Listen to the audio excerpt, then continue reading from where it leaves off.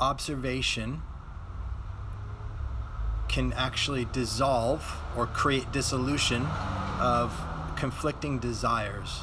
So what I mean by that is if there's two things that you want that seem that they are in conflict, then actually observing that conflict can actually dissolve the conflict, leaving you with peace, with freedom, from which you can be more creative and create something else, because we don't want inner conflict. And so, all right, let's break this down. The first thing then is what does it mean to have conflicting desires?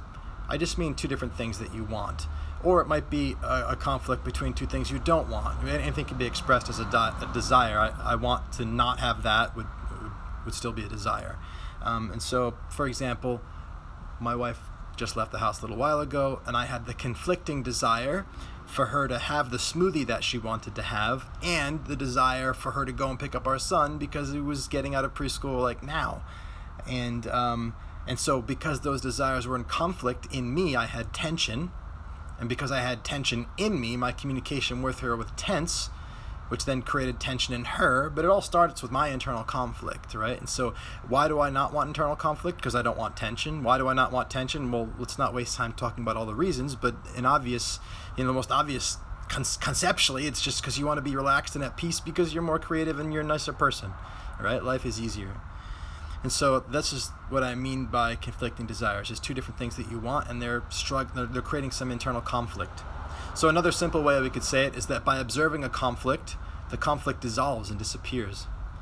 Because here's the thing, when we're looking for solutions to a conflict, the act of looking for a solution activates the conflict. It actually entrenches the conflict. It makes the conflict real.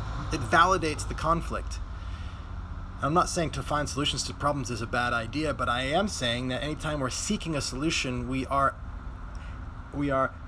affirming the problem. And often the problem is the problem, not the lack of a solution.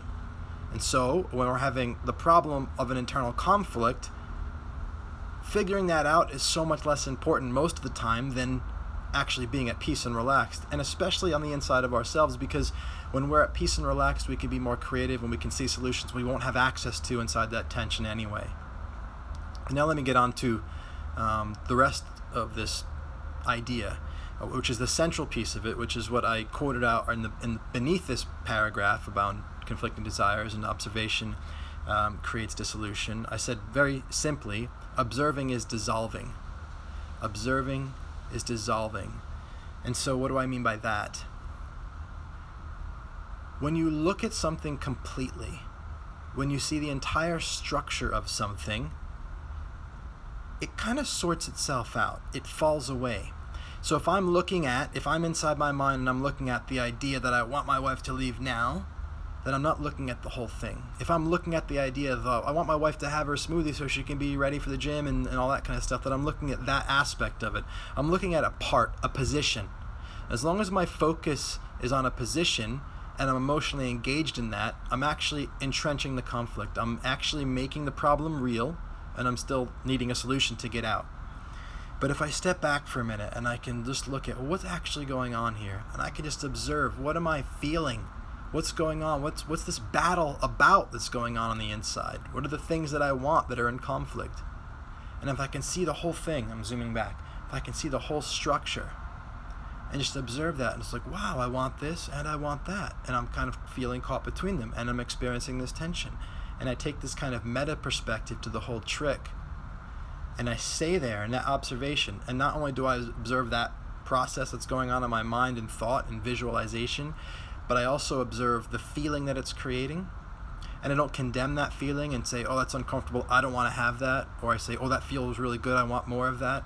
If I just watch the feeling, and I just watch this story play out of these things that are in conflict, and I don't try to stop it or find a solution, that by observing it, it actually starts to settle. In the same way, things left alone settle in life, in nature. Water that's rushing comes to settle. It just does. That's life. Your mind does the same thing. I was thinking earlier, an external version of this same idea of conflict resolving itself when you can see the whole process, an external version of it would be a number of people in an organization who aren't getting along and who are in conflict. You bring every single one of those people together and you put them in a circle and you have them all share deeply what it is that they are feeling and what they're feeling as well. What happens is then everybody get a chance to share, and then everybody in the circle gets to not just hear and see the other person, but actually feel them. And so the feeling piece through empathy draws them into that person's world. And once everybody in the circle can see and feel each other's perspective, then everybody in the circle can see and feel the entire conflict and everything that's going on. And that level of observation of the entire thing actually dissolves the energy of the conflict. People relax. Peace is restored in the group. And so it works the same way between people as it does between aspects of ourself inside our mind. Observation itself, without having to solve anything, observation itself can very often, and maybe always, if you can see all of it, dissolve conflict completely. And from that place of relaxedness and peace and freedom, that's when you can start to use your imagination and your intuition to create something other than a response or a reaction to the conflict. I hope that expansion helps AJ and anybody else who's interested in watching this. Look, if you want to dive deeper into creating with me, there's a number of ways to do that. I love to be in conversation with people.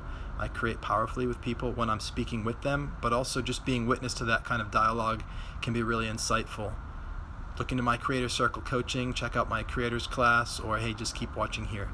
Thank you so much for being here. Much love, and talk to you soon. Bye for now.